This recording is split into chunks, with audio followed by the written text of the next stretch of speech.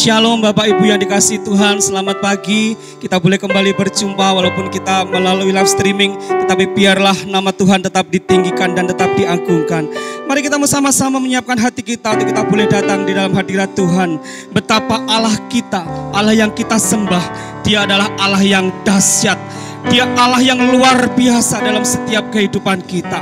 Kita semua percaya bahwa Allah yang kita sembah, yaitu Tuhan Yesus Kristus, Dia Allah yang tidak pernah meninggalkan kita sedetik pun, tetapi Dia Allah yang selalu ada di dalam setiap kehidupan kita. Betapa dahsyat Engkau Tuhan. Terima kasih Tuhan Yesus.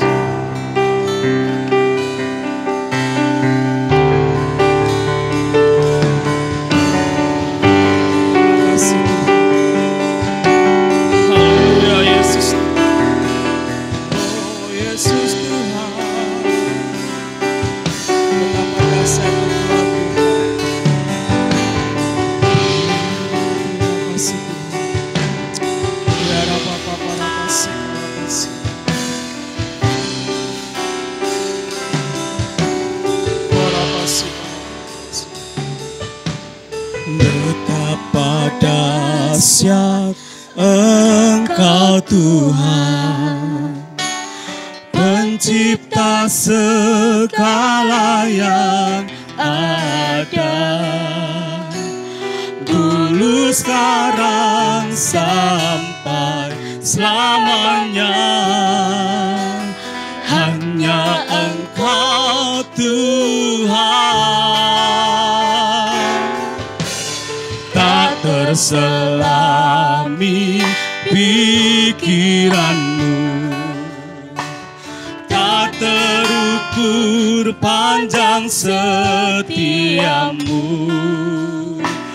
dulu sekarang sampai selamanya. Hanya Engkau Tuhan, ku sembah Engkau Yesus, hanya Engkau Allah di hidupku, tiada yang lain, hanya Kau, hanya Engkau Tuhan, selamanya Kau tetap Allah, walau dunia semua bergoncang, tak tergoyahkan, Kau tetap Allah.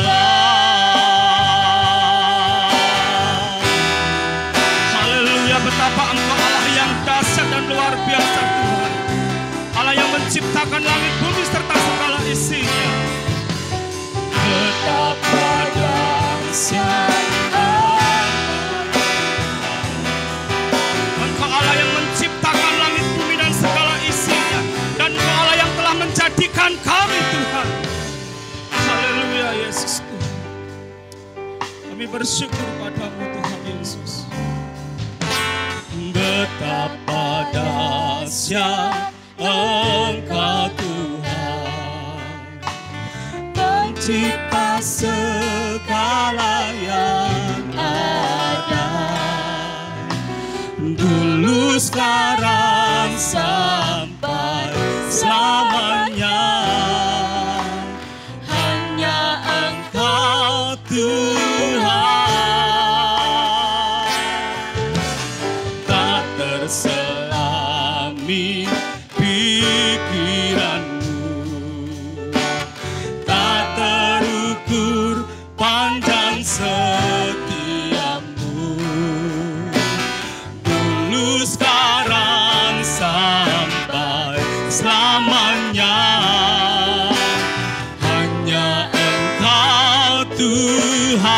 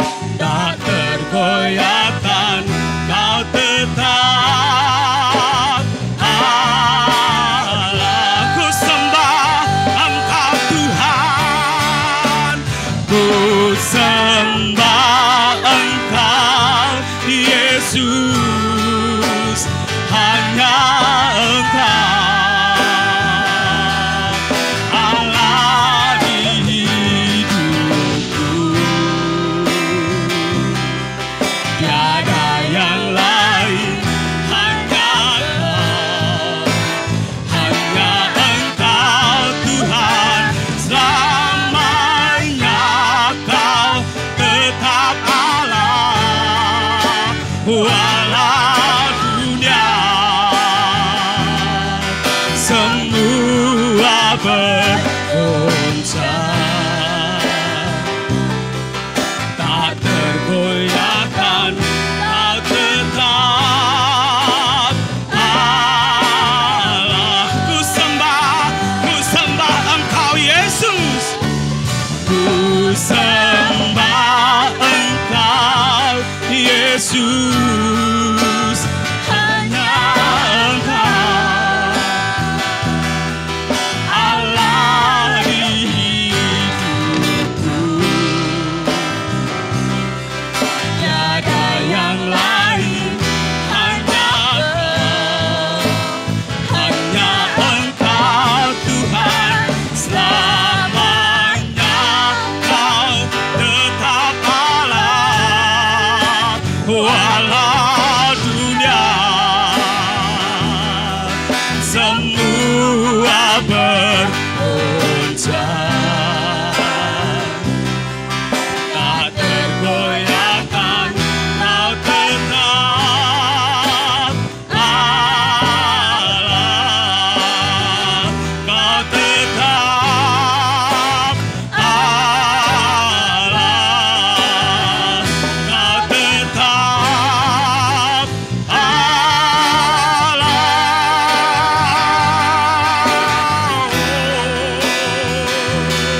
Kau tetap Allah kami Tuhan, walau bumi bergoncang, walau badai menerjang, Engkau tetap Allah kami.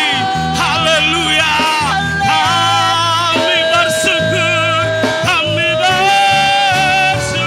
Tuhan, Engkau baik.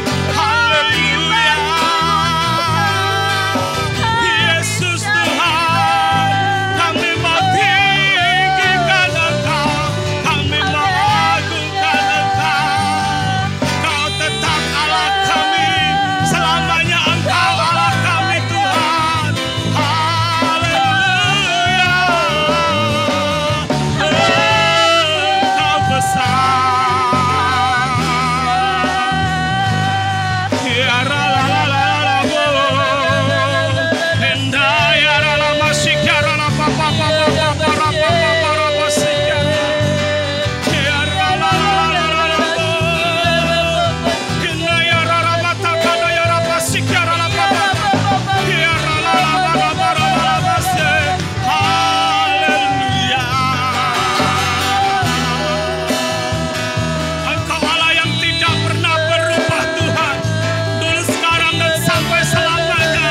Engkau tetap Allah kami. Haleluya, haleluya, Yesus Tuhan.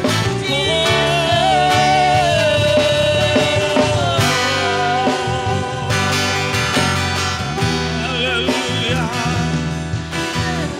Yesus Tuhan. Oh, haleluya.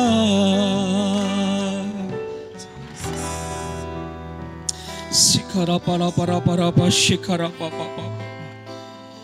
Kinaya rapa shikara papa.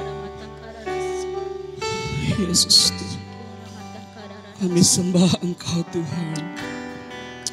Kami mau terus tinggikan Engkau Tuhan. Kami terus mau agungkan Engkau Tuhan. Oh, ku sembah Engkau Yesus, hanya Engkau Allah di hidupku, tiada yang lain, hanya Kau, hanya Engkau Tuhan selamanya. Kau tetap Allah walau dunia semua bergoncang, tak tergoyahkan, Kau tetap Allah.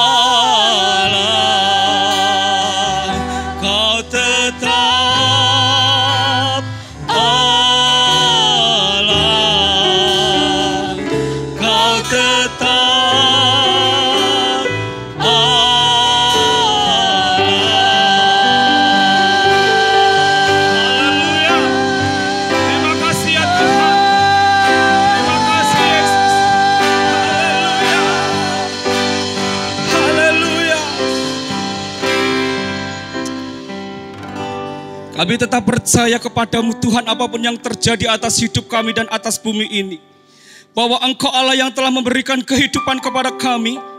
Engkau Allah yang telah memberikan kekuatan dan kemampuan kepada setiap kami.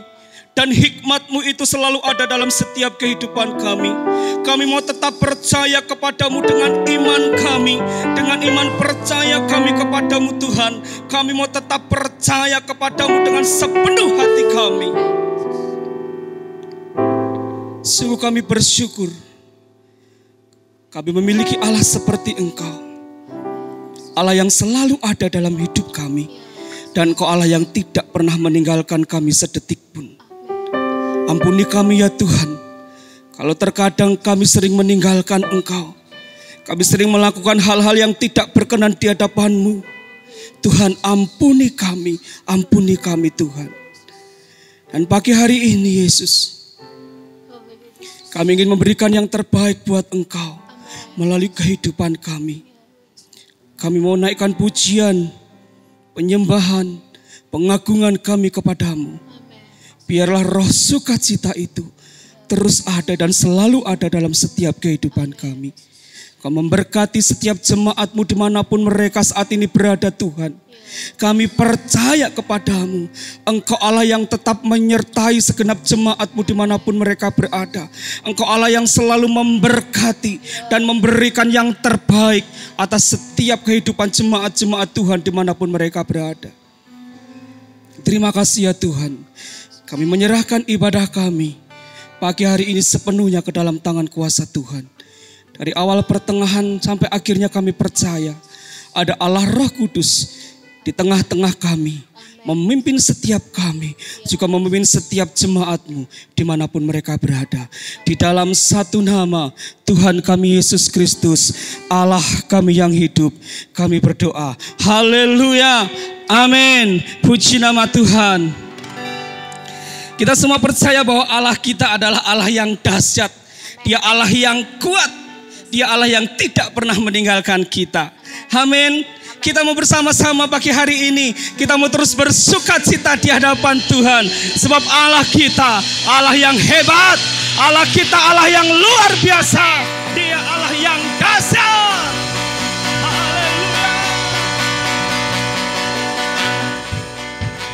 Allahku dahsyat berkuasa, seluruh bumi sujud menyembah, tinggikan nama-Mu. Allahku dahsyat berkuasa, seluruh bumi sujud menyembah, tinggikan nama-Mu. Allahku dahsyat berkuasa, seluruh bumi sujud menyembah, tinggikan nama-Mu. Allahku dahsyat berkuasa, seluruh bumi sujud menyembah, tinggikan nama-Mu.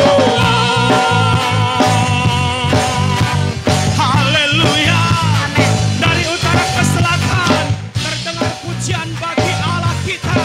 Haleluya. Dari utara ke selatan terdengar pujian bagi kita. Dari barat sampai ke timur nama Yesus disanjung tinggi.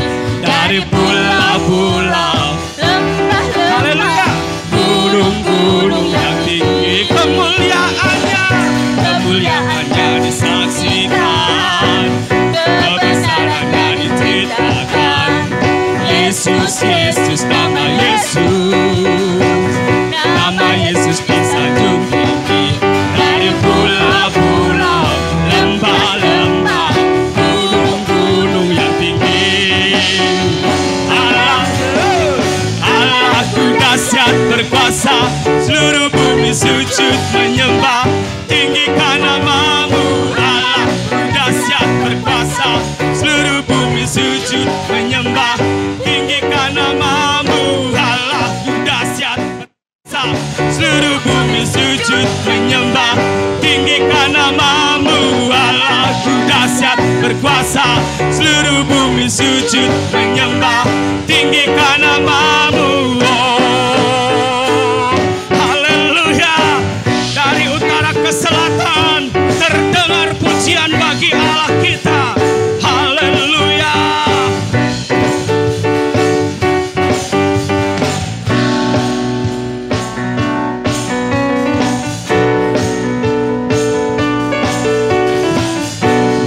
utara ke selatan, terdengar pujian bagi Allah. Dari barat sampai ke timur, nama Yesus disanjung tinggi. Dari pulau-pulau, lembah-lembah, gunung-gunung yang tinggi, kemuliaannya saksikan, kebesarannya diceritakan. Yesus, nama Yesus disanjung tinggi. Dari pulau-pulau, lembah-lembah, gunung-gunung yang tinggi. Allahku dahsyat berkuasa, seluruh bumi sujud menyembah, tinggikan namamu. Allahku dahsyat berkuasa, seluruh bumi sujud menyembah, tinggikan namamu. Allahku dahsyat berkuasa, seluruh bumi sujud menyembah, tinggikan namamu. Allahku dahsyat berkuasa, seluruh bumi sujud menyembah, tinggikan namamu. Tinggikan namamu, tinggikan namamu. Allahku dahsyat. Haleluya. Engkaulah yang dahsyat dan luar biasa Tuhan. Haleluya. Hanya Engkau Tuhan yang menjadi kekuatan kami. Hanya Engkau Yesus yang menjadi tempat perlindungan bagi setiap kami. Saat badai menerpa, kami tidak akan goyah. Sebab kami percaya Engkau Allah yang selalu ada dalam setiap kehidupan kami. Terima kasih Tuhan. Yesus.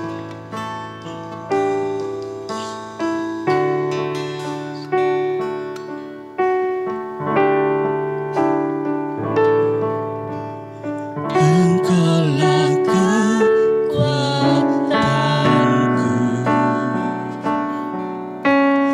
tempat perlindunganku. Saat badai menerpa, aku tak akan goyah. Aku tak akan goyah, sebab Kau sertaku sejauh langit. Sejauh langit dari bumi, begitu besarnya kasih-Mu. Penuhi hati kami yang rindu menyembah-Mu. Yesus, sejauh langit dari bumi, begitu besarnya kasih-Mu. Kaulah Tuhan, kekuatanku, sukacitaku.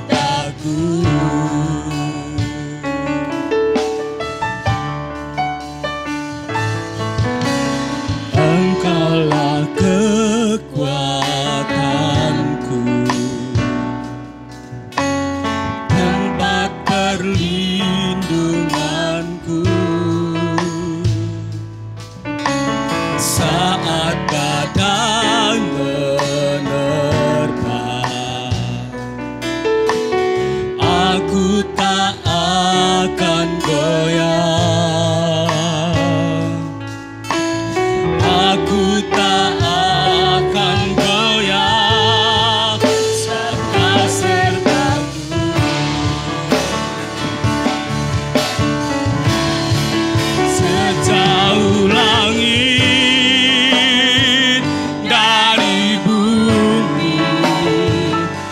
begitu besarnya kasih-Mu,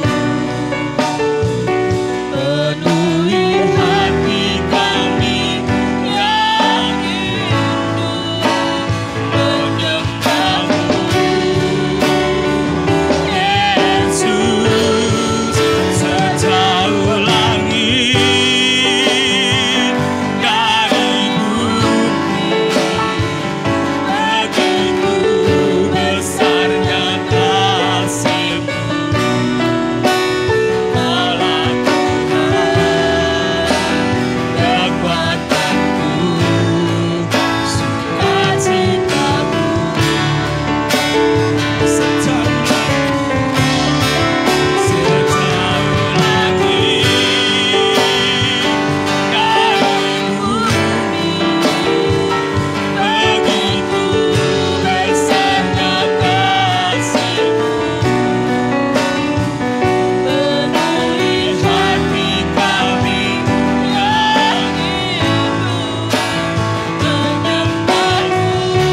menyembah-Mu.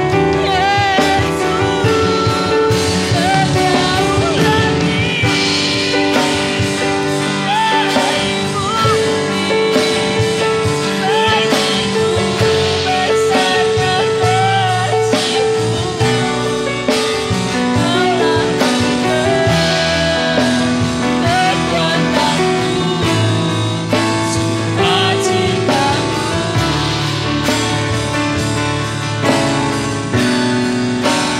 Allah Tuhan, kekuatanku, sukacitaku. Allah Tuhan, kekuatanku, sukacitaku.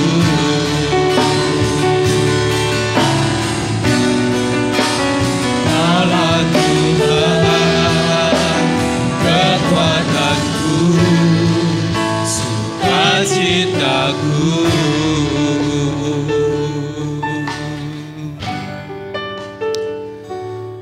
Bapa di dalam surga, kami bersyukur karena Engkau menjadi sukacita kami, Tuhan, dan juga Engkau menjadi pengharapan kami.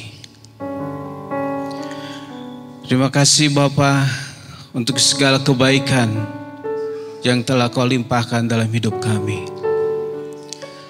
Dan kembali pada saat ini kami mau mendengar kebenaran firman-Mu sebagai pelita bagi langkah hidup kami.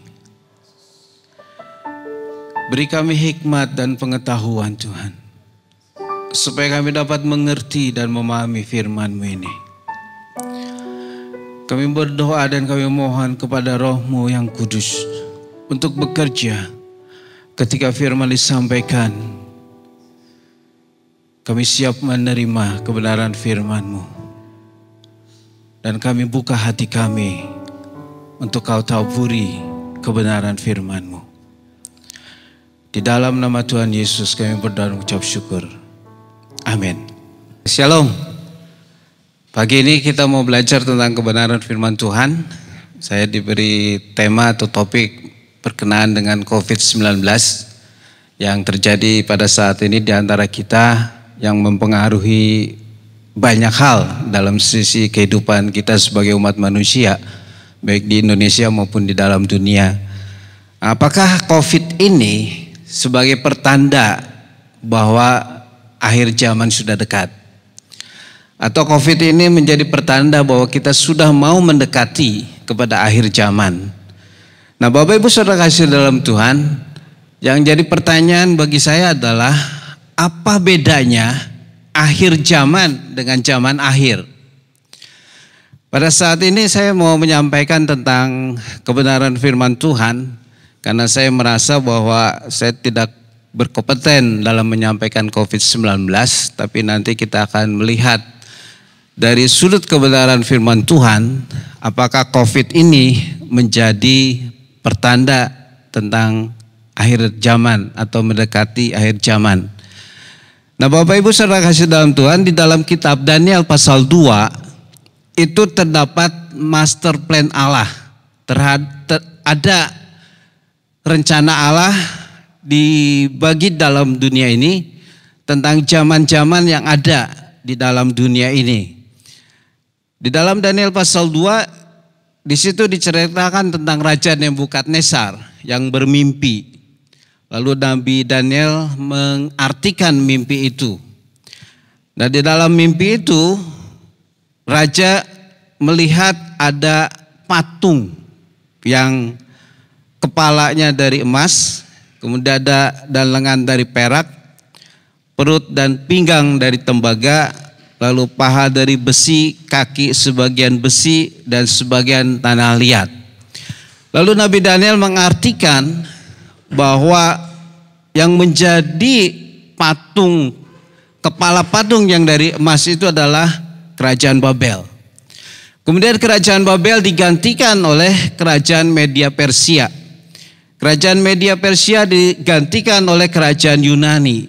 Kerajaan Yunani digantikan oleh kerajaan Romawi.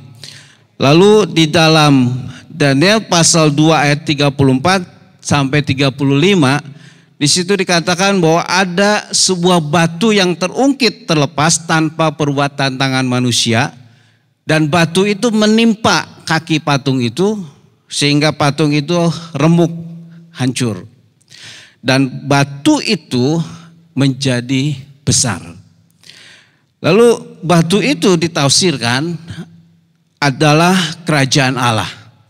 Jadi Bapak Ibu Saudara kasih dalam Tuhan, di dalam dunia ini nanti ada zaman.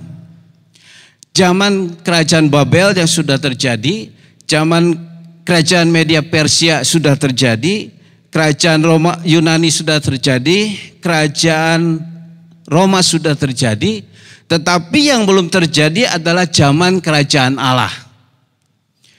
Nah, jadi kita mau melihat di dalam Daniel pasal 7, karena itu ada penjelasan yang lebih lanjut lagi tentang zaman-zaman yang ada di dalam dunia ini. Dalam Daniel pasal 7, Daniel bermimpi, Daniel melihat, tetapi yang dilihatnya bukan sebuah patung, tetapi yang dilihatnya adalah binatang besar. Binatang yang besar yang muncul dari dalam laut. Yang diartikan bahwa binatang besar itu adalah kerajaan yang ada di dalam dunia ini. Kerajaan yang pertama itu adalah kerajaan Babel, sama seperti yang dilihat oleh Raja Nebukadnezar. Tetapi yang menjadi perbedaan di sini adalah binatang yang keempat, yaitu kerajaan Romawi.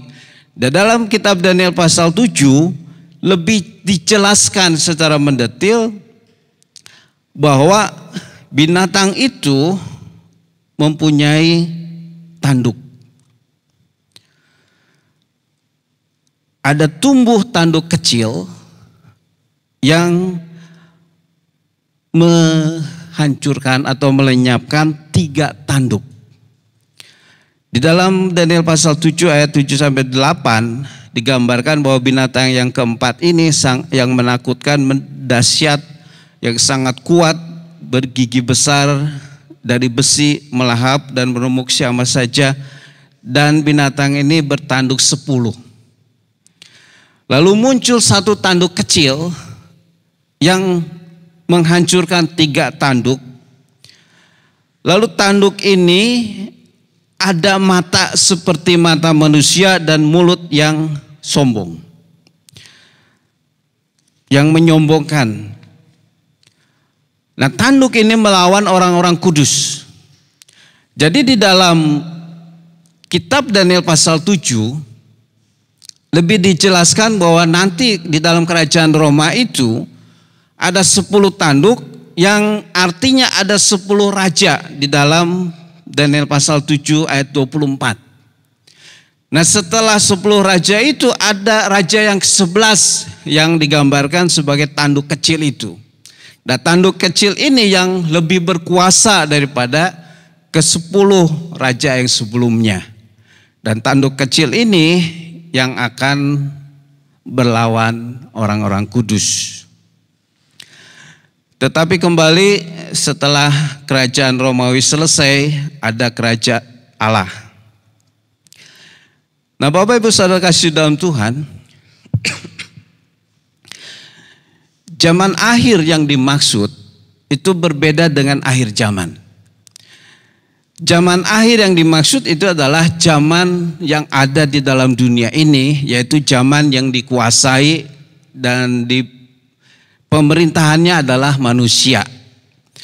Dan zaman akhir ini adalah kerajaan Roma. Karena setelah kerajaan Roma nanti akan ada kerajaan Allah yang kekal sampai selama-lamanya. Kita kembali melihat di dalam pasal 8 kitab Daniel. Ini juga ada penjelasan tentang kerajaan-kerajaan, tetapi hanya menyangkut kerajaan Media Persia, kerajaan Yunani, dan juga kerajaan Roma. Tetapi kerajaan Roma tidak terlalu disinggung secara jelas, hanya ciri-cirinya itu menunjukkan ada seperti gambaran tanduk itu.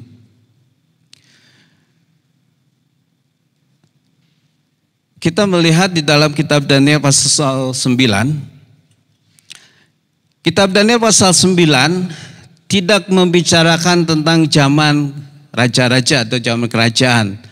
Tetapi yang lebih bicarakan adalah tentang ada satu masa.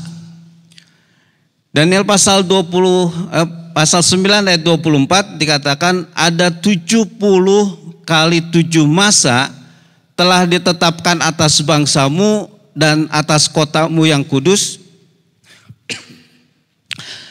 untuk melenyapkan kefasikan, untuk mengakhiri dosa, untuk menghapuskan kesalahan, untuk mendatangkan keadilan yang kekal, untuk menggenapkan penglihatan dan nabi, dan untuk mengurapi yang maha kudus. Jadi Allah sudah menetapkan bahwa ada waktu, ada masa. Masa di sini diartikan tahun. Ada 70 kali 7 masa. Sudah ditetapkan oleh Tuhan atas kotamu yang kudus, yaitu atas kota Yerusalem. Di dalam ayat 25 pasal 9 kitab Daniel, Yerusalem itu akan dipulihkan. Karena sudah dihancurkan oleh Raja Nebukadnezar. Lalu akan dipulihkan. Dan pemulihan itu terjadi pada zaman Zerubabel. Zerubabel membangun lagi kembali bait suci yang sudah dihancurkan oleh Nebukadnezar. Lalu ada Esra yang membangun kerohanian bangsa Israel yang kembali dari pembuangan. Lalu ada Nehemia yang membangun tembok Yerusalem. Dan ini dikatakan di dalam penderitaan. Jadi ketika membangun bait suci ini penuh dengan masalah, penuh dengan persoalan. Tetapi akhirnya bisa diselesaikan. Di dalam Daniel pasal 9 ayat 25 ada 7 kali 7 masa sampai kedatangan seorang yang diurapi. Lalu ada 62 kali 7 masa kota itu akan dibangun kembali.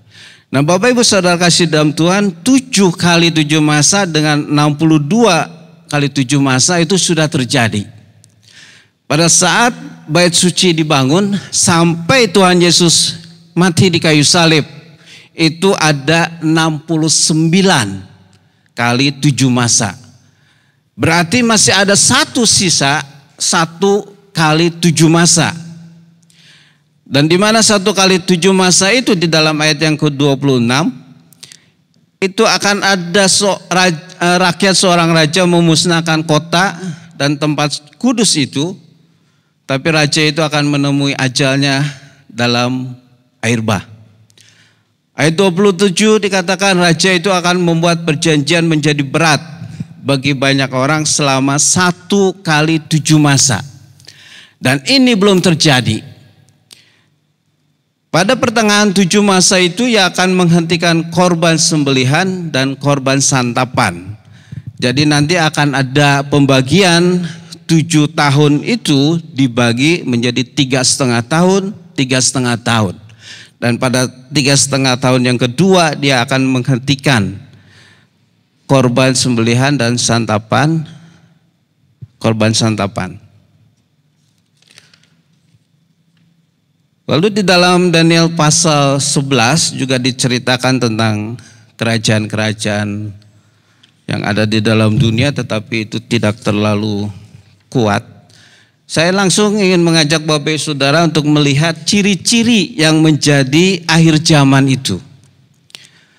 Di dalam Matius pasal yang ke-24. Jadi saya ingin kembali mengulang perbedaan antara akhir zaman dengan zaman akhir. Jadi kalau zaman akhir sudah dinubuatkan oleh Tuhan, sudah direncanakan oleh Tuhan bahwa nanti akan ada zaman. Ada zaman Babel, lalu diganti oleh media Persia, lalu diganti oleh zaman Yunani, diganti oleh zaman Romawi, lalu ada zaman kerajaan Allah. Yang dimaksud dengan zaman akhir itu adalah zaman manusia memerintah di bumi ini. Jadi itu adalah tentang kerajaan Romawi. Tapi kalau misalnya akhir zaman, zaman itu ada awal dan akhir. Jadi kalau misalnya zamannya Babel, ada awal kerajaan Babel itu berdiri, lalu ada akhir zaman kerajaan Babel itu berdiri. Jadi kalau kita berbicara mengenai akhir zaman, itu berarti tentang berakhirnya kerajaan Romawi menguasai dunia ini. Nah, Bapak Ibu Saudara kasih dalam Tuhan, kerajaan Romawi belum selesai ceritanya. Itu berarti nanti kerajaan Romawi akan muncul kembali. Karena di dalam nubuatan Nabi Daniel ada raja yang ke-11 yang digambarkan sebagai tanduk kecil yang akan melawan orang-orang kudus. Dan ini tanduk itu belum muncul. Nah, saya ingin mengajak Bapak Ibu untuk melihat di dalam Matius pasal 27. Dalam Matius pasal 27 ini, di dalam ayat yang ketiga, murid-muridnya bertanya kepada Tuhan Yesus, bila manakah itu akan terjadi? Dan apakah tanda kedatanganmu dan tanda kesudahan dunia?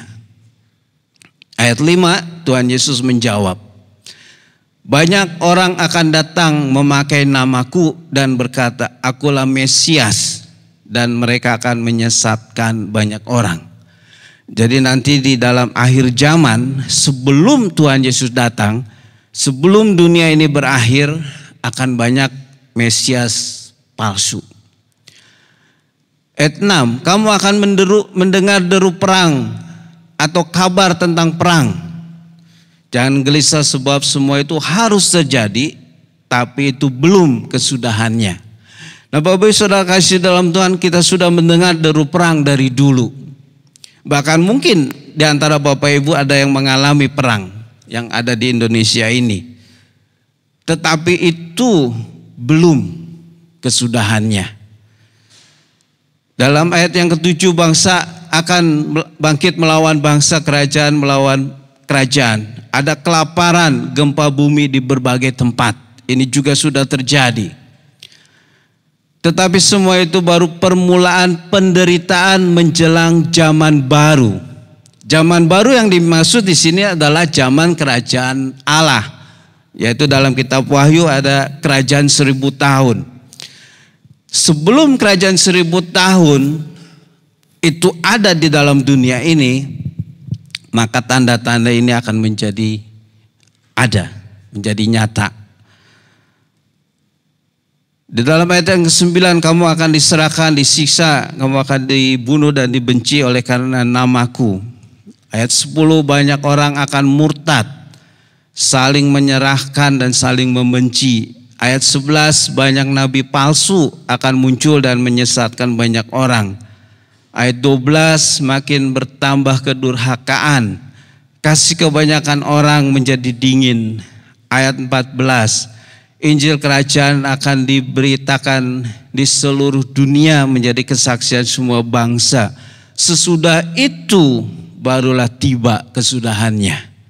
Yang menjadi ciri yang lain adalah kerajaan Allah. Berita tentang kerajaan Allah diberitakan kepada semua orang.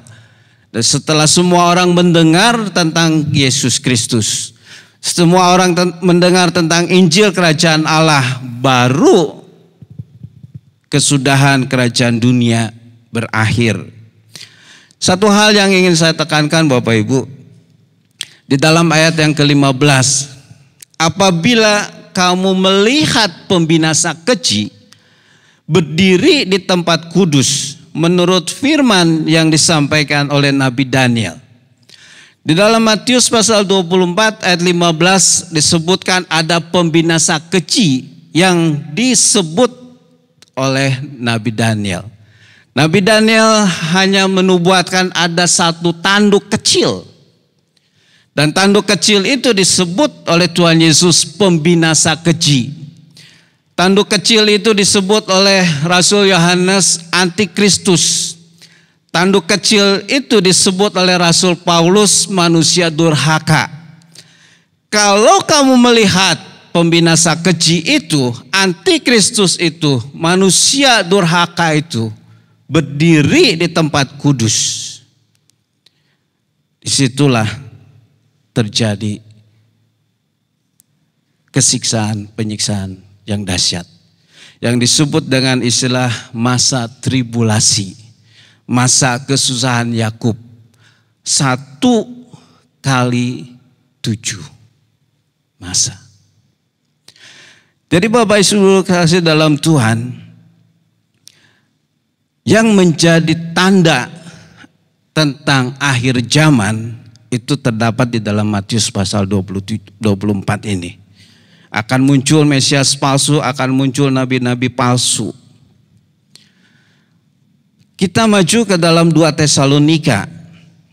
2 Tesalonika, Rasul Paulus memberi juga informasi tentang keadaan akhir zaman. 2 Tesalonika pasal 2 ayat yang ketiga. Sebab sebelum hari Tuhan haruslah datang dahulu murtad, dan haruslah dinyatakan dahulu manusia durhaka yang harus binasa. Ini belum muncul, belum ada. Manusia durhaka yaitu lawan yang meninggikan diri di atas segala yang disebut atau yang disembah sebagai Allah. Bahkan ia duduk di bait Allah dan mau menyatakan diri sebagai Allah. Nah Bapak Ibu Saudara kasih dalam Tuhan, Antikristus ini akan duduk di bait Allah. Sekarang bait Allah tidak ada. Bait Allah sudah dihancurkan tahun 70 oleh Jenderal Titus. Yang ada sekarang hanya tembok ratapan. Oleh sebab itu ketika bait Allah itu dibangun kembali, maka barulah manusia durhaka ini bisa duduk di bait Allah. Jadi kalau selama bait Allah belum dibangun, maka nubuatan daripada yang ada di dalam Alkitab, baik di dalam Matius, dalam kitab Daniel maupun di dalam 2 Tesalonika, itu belum tergenapi. Jadi nanti saudara bisa perhatikan apa yang ada di dalam dunia ini secara khusus. Kalau bangsa Israel sudah mulai membangun bait suci, sudah mulai membangun bait Allah, itu berarti sudah semakin dekat kepada akhir zaman. Itu sudah mulai semakin dekat memasuki 1x7 masa. Masa kesusahan Yakub, masa tribulasi. Jadi kalau sekarang bait Allah belum ada tanda-tanda dibangun, berarti itu mungkin sebentar lagi atau masih lama, saya kurang begitu tahu. 2 Tesalonika 2 ayat 6. Dan sekarang kamu tahu apa yang menahan dia, sehingga ia baru akan menyatakan diri pada waktu yang telah ditentukan baginya.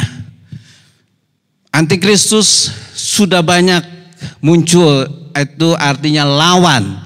Tetapi yang dimaksud manusia durhaka, pembinasa keji ini belum muncul. Karena masih ada yang menahan. Dan tafsirannya yang menahan ini adalah Roh Kudus maupun gereja.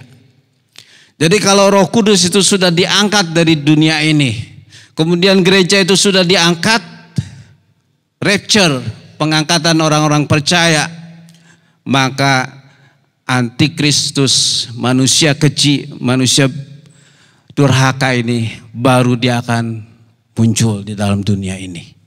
Jadi selama gereja belum diangkat, gereja itu yang menahan supaya dia belum muncul. Tetapi suatu saat nanti gereja orang-orang kudus, orang-orang percaya akan diangkat. Roh Kudus akan diangkat.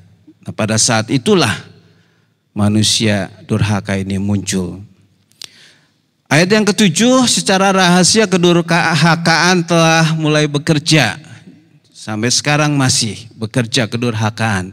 Tetapi masih ditahan kemunculan pendurhaka ini.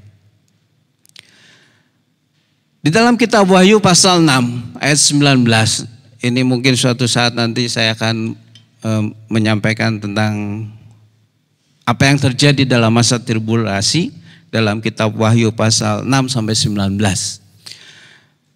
Itu ada meterai, ada sangkakala, ada cawan, ada 7 meterai, ada 7 sangkala, ada 7 cawan. Nah, Bapak Ibu Saudara dalam Tuhan, kalau saya melihat daripada nubuatan, kemudian Matius pasal 24, kemudian dalam kitab Tesalonika, tidak ada berbicara tentang wabah. Yang ada bicara tentang kelaparan, yang ada bicara tentang penderitaan. Kalau seandainya wabah itu menjadi penyebab kelaparan, menjadi penyebab penderitaan, itu mungkin bisa terjadi. Itu menjadi pertanda. Tetapi yang menjadi ingin saya tekankan kepada Bapak Ibu Saudara kasih dalam Tuhan, wabah sudah terjadi di masa yang lalu. Zaman Martin Luther sudah terjadi wabah. Dulu sudah ada flu burung, sudah ada MERS dan lain sebagainya. Jadi kelaparan juga sudah ada. Itu berarti tidak memberikan suatu pertanda yang kuat bahwa akhir zaman sudah semakin dekat. Tetapi kalau saudara mendengar bahwa nanti bangsa Israel akan membangun bait suci, saya meyakini itu adalah pertanda sudah semakin dekat, sudah semakin jelas. Apalagi kalau saudara sudah terangkat dari dunia ini, maka itu sudah mulai 1 kali 7 masa kesusahan besar, masa tribulasi itu sudah mulai. Jadi kalau saya ditanya, apakah COVID-19 ini menjadi pertanda kita sudah mendekati akhir zaman? Saya tidak bisa menjawab dengan pasti, karena Alkitab tidak memberi informasi yang jelas. Tetapi saya mau mengatakan itu bisa, tetapi belum pasti. Lalu apa yang harus kita lakukan? Apa yang menjadi menyikapi kita sebagai orang-orang percaya yang masih hidup dalam dunia ini? Nah, Bapak Ibu Saudara kasih dalam Tuhan, apa yang terjadi dalam dunia ini sudah harus terjadi. Karena memang itu sudah menjadi keputusan, sudah menjadi ketetapan Allah. Apa yang ada di dalam dunia ini, sekarang COVID-19, tapi nanti mungkin ada virus yang baru, yang lebih hebat, yang lebih dahsyat, kita tidak tahu. Tetapi yang ingin saya sampaikan kepada Bapak Ibu Saudara sebagai orang-orang percaya pada masa kini, ketika kita berada dalam situasi kondisi pada saat ini, apa yang harus kita lakukan? Apakah kita terpengaruh dengan keadaan dunia ini? Lebih baik tidak. Seharusnya kita yang mempengaruhi dunia ini. Lalu apa yang harus kita lakukan? Di dalam Daniel pasal yang ke-11 ayat 32. Dikatakan umat yang mengenal Allahnya akan tetap kuat. Jadi ketika kita berada di dalam situasi yang sulit, situasi yang membingungkan, situasi yang tidak menentu, seharusnya kita sebagai orang percaya kita mengenal Allah kita. Yang harus kita lakukan adalah kita mengenal Tuhan kita Yesus Kristus. Yang menjadi pertanyaan, apakah sudah saudara mengenal Tuhan secara pribadi? Apakah saudara sudah mengenal Tuhan? Kata mengenal di dalam bahasa Ibrani itu yada, dalam bahasa Yunani ginosko. Kata mengenal ini adalah pengenalan melalui proses. Kita mengenal Tuhan melalui proses, melalui pengalaman-pengalaman secara pribadi. Diri kita sendiri yang berhubungan dengan Tuhan, bukan kata orang. Kita tidak bisa diwakili orang tua kita. Pengenalan kita kepada Tuhan tidak bisa diwakili oleh tetangga kita, oleh hamba Tuhan, oleh tetangga majelis dan sebagainya. Tetapi harus kita sendiri yang punya pengenalan kepada Tuhan Yesus dengan baik dan benar. Mengenal Tuhan secara pribadi melalui pengalaman hidup. Nah, bagaimana kita bisa mengenal Tuhan? Alkitab yang sudah kita punya itu adalah salah satu cara supaya kita bisa mengenal Tuhan. Alkitab ini yang tertulis, boleh saya katakan itu adalah sebagai buku hariannya Tuhan. Kalau kita mau membaca Alkitab dari Kejadian sampai Wahyu, kita merenungkan, lalu kita mengerti dan memahami isi daripada firman Tuhan ini, maka kita bisa mengenal Tuhan. Tapi juga kita memiliki pengalaman pribadi, pengalaman rohani bersama dengan Tuhan yang disebut dengan rema. Maka kita pun bisa mengenal Tuhan. Jadi ketika Bapak Ibu Saudara mengenal Tuhan dengan baik, maka Bapak Ibu akan tetap kuat di dalam Tuhan. Apapun yang terjadi dalam dunia ini tidak akan membuat saudara khawatir. Apapun yang akan terjadi dalam dunia ini tidak akan membuat saudara cemas. Karena saudara mengenal Allah saudara dengan baik. Oleh sebab itu, tingkatkanlah pengenalan saudara. Tingkatkanlah apa yang sudah saudara lakukan. Kalau saudara membaca Alkitab, terus membaca Alkitab. Tapi juga kata mengenal, yada atau ginosko memiliki arti yang lain, yaitu memiliki hubungan. Apakah kita terhubung dengan Tuhan? Apakah kerohanian kita terhubung dengan Tuhan? Apakah Tuhan mengenal kita?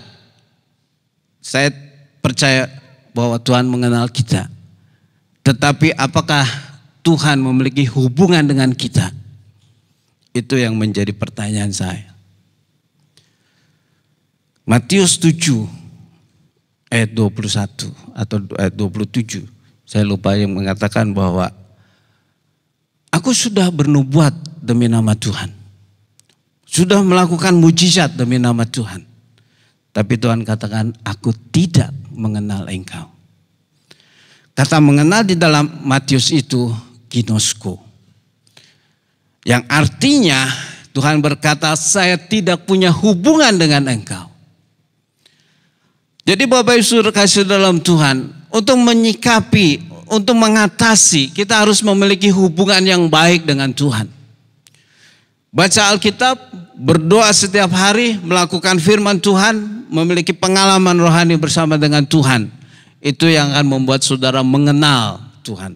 Itu yang akan membuat saudara memiliki hubungan pribadi dengan Tuhan. Yang kedua di dalam Matius pasal yang ke-24. Ayat 42.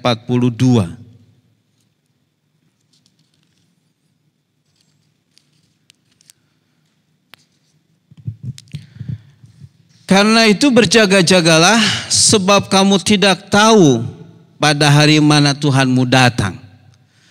Untuk menyikapi situasi yang ada di dalam dunia ini, kita harus berjaga-jaga.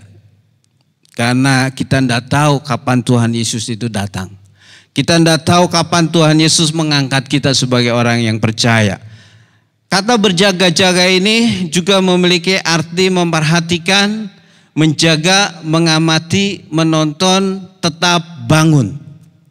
Nah, Bapak Ibu Saudara kasih dalam Tuhan, di dalam Matius pasal 24 ayat 42 ini yang dimaksud itu bukan jasmaninya, tetapi rohaninya.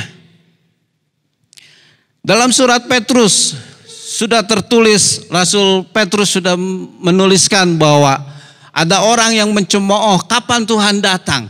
Tuhan tidak datang-datang. Tuhan lupa janjinya. Nah, Bapak Ibu sudah kasih dalam Tuhan, sampai sekarang pun Tuhan Yesus belum datang. Jadi kalau kita terlena rohani kita tidak menjaga kerohanian kita tetap bangun, tetap memperhatikan kebenaran firman Tuhan, maka kita akan terlena. Ibaratnya seperti 5 gadis yang bodoh.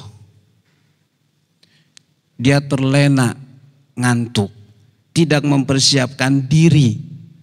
Jadi ketika pengantin pria datang, dia tidak siap. Apa yang harus kita lakukan? Kita harus tetap bangun kerohanian kita. Kita harus tetap berjaga-jaga kerohanian kita. Karena kita tidak tahu kapan Tuhan Yesus akan datang. Oleh sebab itu Bapak Ibu sekalian, Tuhan tetap seperti di dalam Daniel pasal 11 ayat 32. Kita mengenal Tuhan. Lalu kita membangun kerohanian kita dengan menjaga kepribadian rohani kita. Membaca Alkitab, melakukan firman apa saja. Tapi juga kita harus memperhatikan keadaan yang di dalam dunia ini. Karena itu menjadi pertanda.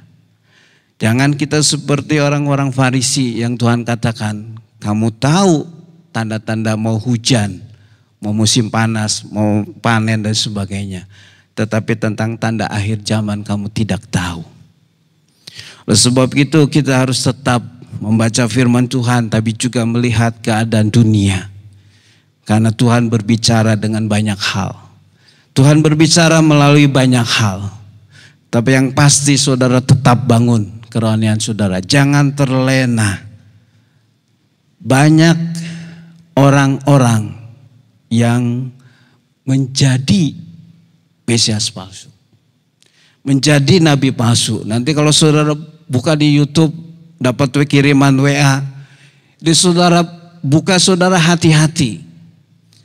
Karena sudah banyak orang-orang yang sudah mulai bicara yang tidak sesuai dengan kebenaran firman Tuhan.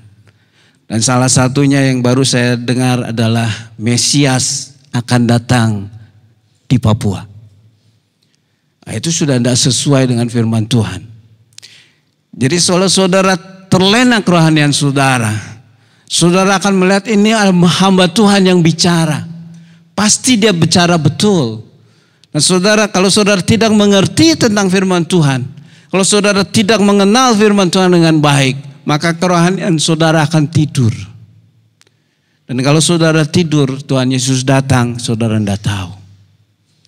Oleh sebab itu tetaplah berjaga-jaga, tetaplah bangun kerohanian saudara. Yang ketiga di dalam Matius pasal 24 ayat 44 dikatakan, hendaklah kamu juga siap sedia. Karena anak manusia datang pada saat yang tidak kamu duga. Kata siap sedia juga memiliki arti menjadi siap. Di dalam ayat 43 dikatakan bahwa kalau tuan rumah itu tahu pada waktu mana malam hari pencuri akan datang, pastilah ia berjaga-jaga. Jadi kalau kita sudah tahu bahwa Tuhan Yesus itu akan datang, seharusnya kita mempersiapkan diri kita. Seharusnya kita menjadi siap. Nah, bagaimana supaya kita bisa menjadi siap? Kita menjaga hidup kita kudus.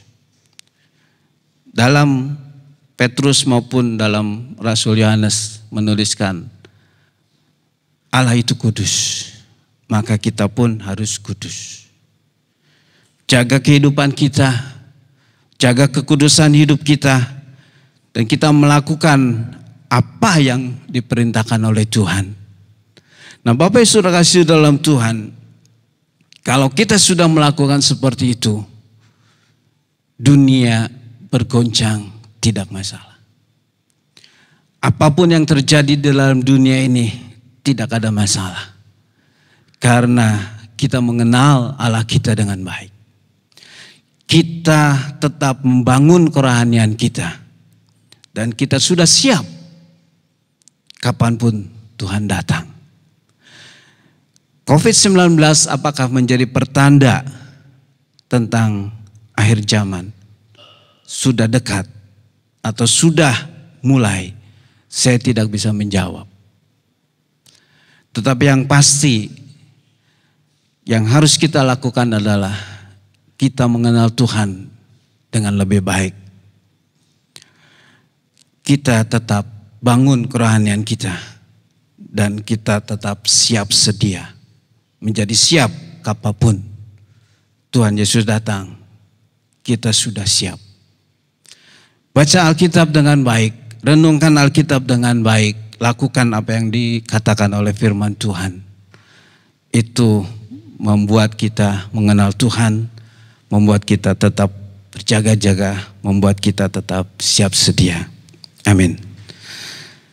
Mari kita mengangkat satu pujian, Kau kusembah.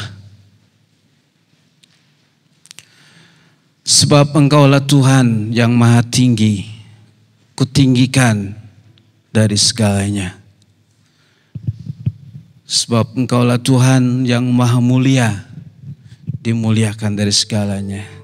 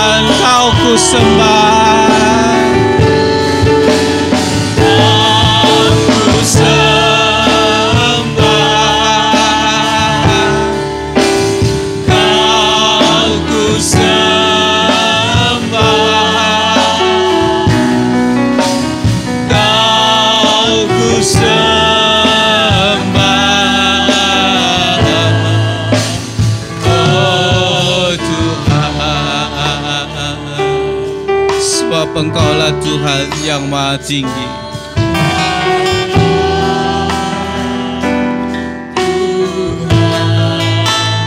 Yang maha tinggi, Kau ditinggikan dari segalanya. Sebab Kaulah Tuhan yang maha mulia. Engkaulah Tuhan yang maha mulia. Kau dimuliakan dari segalanya. Kau kusembah. Kau kusembah.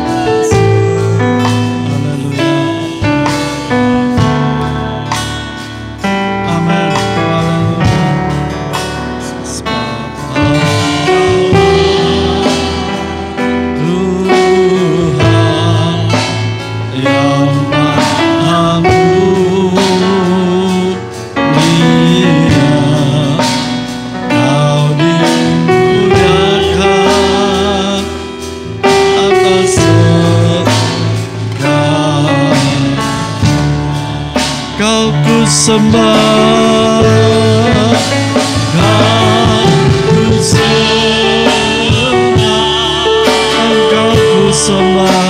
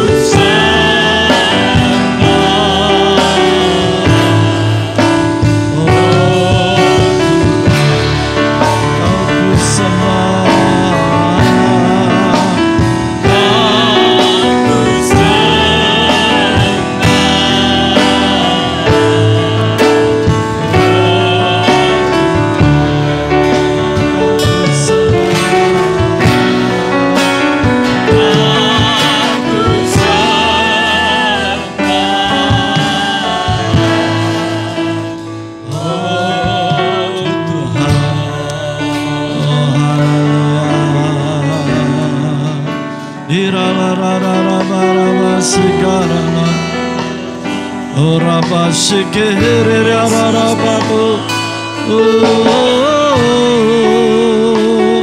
haleluya.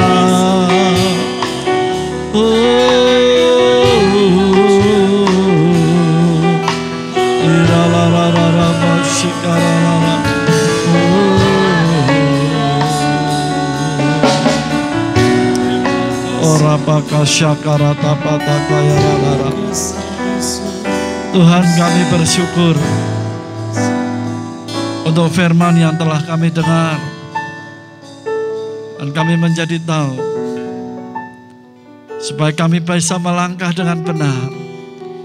Dan kami mau teruskan Tuhan, kami mau pegang firman-Mu itu sebagai pelita dalam hidup kami. Terima kasih Tuhan, kami mau membangun pengenalan kami kepadamu, sehingga kami makin kuat di dalam Tuhan, sampai Engkau boleh datang menjemput kami. Terima kasih Tuhan untuk firman yang telah kami dengar bersama. Biarlah Tuhan memberkati hamba-Mu di dalam pekerjaan rumah tangganya. Tuhan, Kau berkati dalam pelayanannya juga. Terima kasih Tuhan. Kami mengucap syukur untuk penjelasan yang sudah Kau sampaikan. Biarlah setiap kami terus makin hari makin mengenal Tuhan, makin hari makin memelihara iman, makin hari makin melekat kepadamu. Di dalam nama Tuhan Yesus yang diberkati Tuhan, mari bersama berkata amin.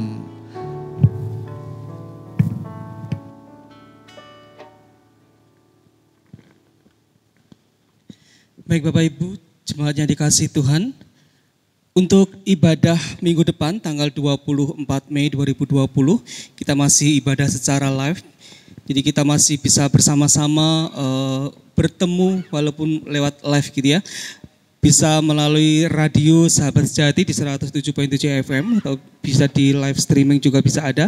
Kemudian di Facebook juga Bapak Ibu bisa bersama-sama dengan kami ibadah di melalui Facebook. Juga yang suka dengan YouTube ya bisa melalui YouTube di GBI Kana Ungaran. Ya walaupun kita belum bisa bertatap muka, biarlah melalui ibadah secara online, secara live ini kita bisa terus menikmati akan hadirat Tuhan dan berkat-berkat Tuhan dalam kehidupan kita. Kita akan bersama-sama menaikkan doa syafaat kita di hadapan Tuhan, dan biarlah melalui setiap doa yang kita naikkan boleh menggerakkan hati Tuhan untuk memberkati bangsa ini. Mari Bapak Ibu Saudara yang dikasihi Tuhan, kita akan berdoa syafaat bersama-sama. Ada saatnya Tuhan Engkau berbicara melalui sebuah peristiwa untuk mengingatkan kami, untuk menyadarkan kami ya Tuhan, supaya kami sebagai umat Tuhan sungguh-sungguh di dalam kami mengenal Engkau ya Tuhan. Sungguh-sungguh di dalam kami mengasihi Engkau. Sungguh-sungguh di dalam kami melayani Engkau ya Tuhan. Bila kami mau terus mengisi hari-hari kami dengan kebenaran firman-Mu, supaya hidup kami hidup yang ada di dalam kebenaran-Mu ya Tuhan. Sehingga setiap kami hidup terus di dalam kekudusan.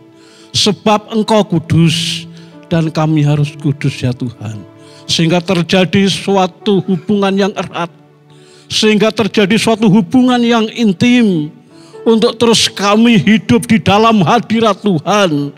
Menyandingkan telinga kami. Menangkap akan apa yang Tuhan ingin katakan kepada kami. Terima kasih Tuhan. Mari Tuhan, kami persilakan Kau yang tanam setiap kami dalam hadirat-Mu. Supaya kami menjadi orang-orang yang kuat di dalam menghadapi segala peristiwa yang terjadi dalam hidup kami ya Tuhan. Karena kami percaya Tuhan, kami adalah orang-orang yang terus mau memberikan hidup ini hanya untuk Engkau. Mengandalkan Engkau saja ya Tuhan. Sehingga Engkau yang terus menyertai hidup kami. Sehingga segala apapun yang kami hadapi, kami akan mengalami suatu kemenangan hidup setiap hari bersama dengan Engkau. Tuhan, kami berdoa untuk orang-orang yang duduk di pemerintahan negeri ini Tuhan. Biarlah Tuhan memberikan hikmat-Mu. Biarlah ketika mereka mengambil suatu kebijakan-kebijakan, itu sesuai dengan apa yang dimaui oleh rakyat. Sehingga kami dapat bersatu hati. Sebagai rakyat kami dapat taat dan patuh akan peraturan yang sudah pemerintah buat bagi kami. Sehingga kami dapat bergandeng tangan, bersatu hati untuk hidup membangun akan bangsa negeri ini Tuhan. Menjadi bangsa yang makmur, menjadi bangsa yang sejahtera, menjadi bangsa yang sehat, menjadi bangsa yang kuat. Terima kasih Tuhan. Kami berdoa untuk saudara-saudara kami yang mengambil bagian di dalam pelayanan virus corona ini Tuhan. Setiap para medis, bahkan setiap sukarelawan yang terlibat di dalamnya, Tuhan kiranya memberikan kekuatan. Tuhan kiranya memberikan kesehatan, sehingga dapat menuntaskan akan pekerjaan ini sampai selesai ya Tuhan. Kami berdoa untuk setiap gereja-gereja-Mu Tuhan, baik yang Kau tempatkan, yang ada di kota maupun yang ada di pelosok desa. Biarlah kami menjadi orang-orang yang dapat satu visi di dalam Tuhan. Untuk kami hidup bergandeng tangan mengerjakan apa yang Tuhan mau. Yaitu amanat agung-Mu Tuhan yang sudah Tuhan taruh di dalam setiap pundak kami masing-masing. Untuk terus kami melakukan. Karena inilah isi hati-Mu pada setiap kami ya Tuhan. Supaya kami pergi untuk menjangkau jiwa-jiwa yang terhilang kembali kepada-Mu ya Tuhan. Bangkitkan setiap roh kami, bangkitkan setiap semangat kami, supaya kami terus maju untuk bekerja bagi hormat dan kemuliaan-Mu. Terima kasih Tuhan, kami percaya ada rencana yang indah yang sedang Tuhan kerjakan melalui gereja-Mu. Gereja yang terus bangkit dalam kuasa roh-Mu yang luar biasa. Dan menjadi gereja yang terus maju untuk hidup hanya bagi Tuhan. Terima kasih Bapa untuk semua yang sudah Tuhan lakukan dalam setiap kehidupan kami. Terima kasih untuk kesempatan yang Tuhan masih berikan. Terima kasih untuk masa depan yang penuh pengharapan. Terima kasih untuk nafas hidup, untuk udara yang segar. Kami menyerahkan hidup kami, keluarga kami Tuhan, masing-masing kepada-Mu. Biarlah campur tangan Tuhan atas segala apa yang kami lakukan. Hanya di dalam nama Tuhan saya mengucap syukur. Haleluya. Amin.